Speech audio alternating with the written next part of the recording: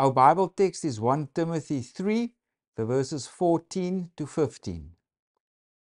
These things I write to you, though I hope to come to you shortly. But if I am delayed, I write so that you may know how you ought to conduct yourself in the house of God, which is the church of the living God, the pillar and ground of the truth. So here we have a writing that purports to come from the Apostle Paul. Like I explained in a previous video, the link will be given below in the description.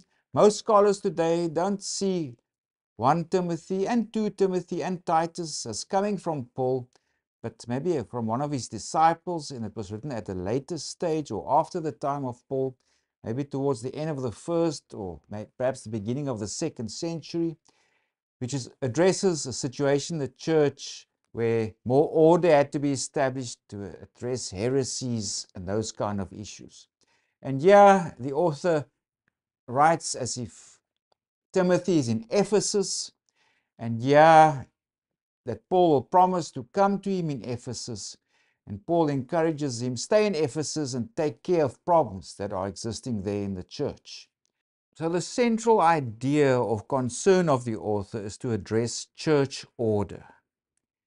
So if we read our Bible text again, I'll just read the later portion. It's, I write so that you may know how you ought to conduct yourself in the house of God, which is the church of the living God, the pillar and ground of the truth. So the author is writing to Timothy, and it's about how he conducts himself in the house of God. So it's why is the author writing this? Because of course he's probably also addressing mainly church leaders of the time.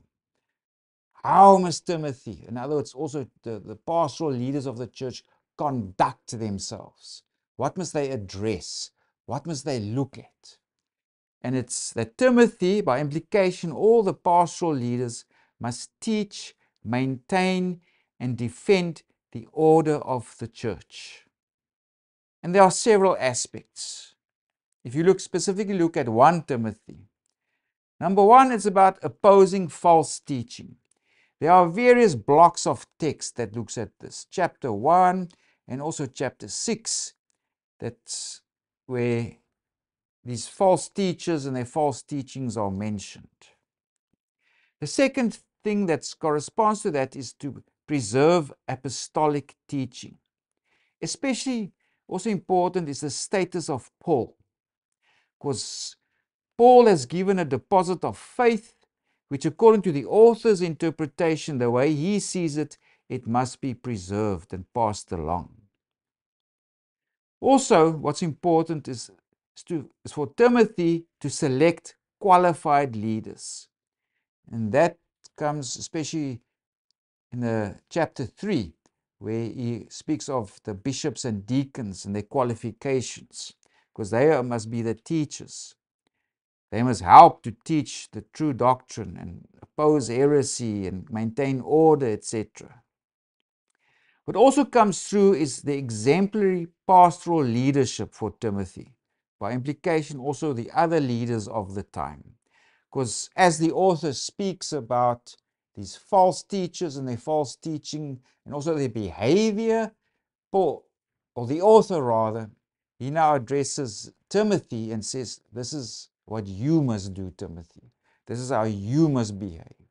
This is how you must treat different groups. Be an example, etc. So that's another important aspect, is exemplary pastoral leadership. The next element is pastoral care, and that is where Timothy and of course leaders must treat various groups, and that's especially what is addressed in chapters 5 and 6. It's how you care for widows, the elders, slaves, etc. How to treat those groups of people, giving pastoral care for them. And then lastly, another important theme that comes through is that our Timothy, or of course pastoral leaders, must regulate prayer and worship. How must men conduct themselves? How must women conduct themselves? How must they must pray and behave during worship services? So this is all of these things together. That is how Timothy, in other words, pastoral leaders must conduct themselves. They must teach, maintain, and defend this order of the church, addressing all those different things. False teaching, and of course the false teachers themselves. Preserve apostolic tradition, especially Paul's status and the legacy of Paul. That's also how the author interprets him. Select qualified leaders. Give exemplary pastoral leadership. Give appropriate pastoral care to various groups. Of course, also to regulate prayer and worship. So it's about church order. Now, of course, church order, it's the church for the author as he describes in our Bible text. If you go read it again, he writes there how you ought to conduct yourself in the house of God, which is the church of the living God. And what's this church of the living God? The pillar and ground of the truth. So the church is the pillar and ground, or the Greek you can also translate as bulwark. In other words, some defensive mechanism, a barrier to keep out falsehood and heresy. It's a pillar and ground or bulwark of the truth. And this is rooted in the mystery of godliness.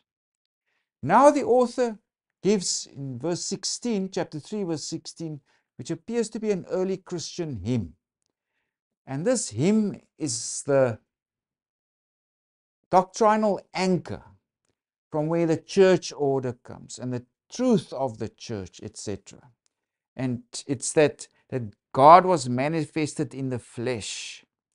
It's actually a hymn that consists of 6 lines and it explains the mystery of godliness. It's about Jesus. And this hymn consists of 6 lines. And of course, the New King James Version has God who was manifested in the flesh. But earlier manuscripts actually say who was manifested in the flesh. But either way, it refers to Jesus. Jesus was manifested in the flesh. He was justified in the Spirit, seen by angels, preached among the Gentiles, believed on in the world, received up in glory. So that Christian hymn, that's the doctrinal anchor on which the truth of the church and the order of the church is based or rooted in. Of course, for the author now, that church order is important. It must be taught to people. It must be implemented. It must be maintained. Keep it out. The church is the pillar and foundation of truth, or the bulwark, the defensive mechanism against falsehood. It must be kept outside the church. We must oppose heresy, these false teachers, etc. And within the church, church order must be maintained. Proper ways to worship, appointing the right leaders, teaching true doctrine for the pastoral leaders themselves to exemplify good leadership, etc. So that's the program of the author. Because just before our Bible text, he speaks about appointing leaders. Right? He speaks about appointing bishops and deacons. They must be the husband of one wife. And they must not be greedy for money, etc. They must be trustworthy. They must be able to manage their own households well, etc. And just after our Bible text, the author speaks of addressing these false teachers again. Let's go to chapter 4. That's now just after our Bible text. Now the Spirit expressly says that in latter times some will depart from the faith, giving heed to deceiving spirits and doctrines of demons. So that's part of why we must preserve this church order. People will come and teach falsehoods.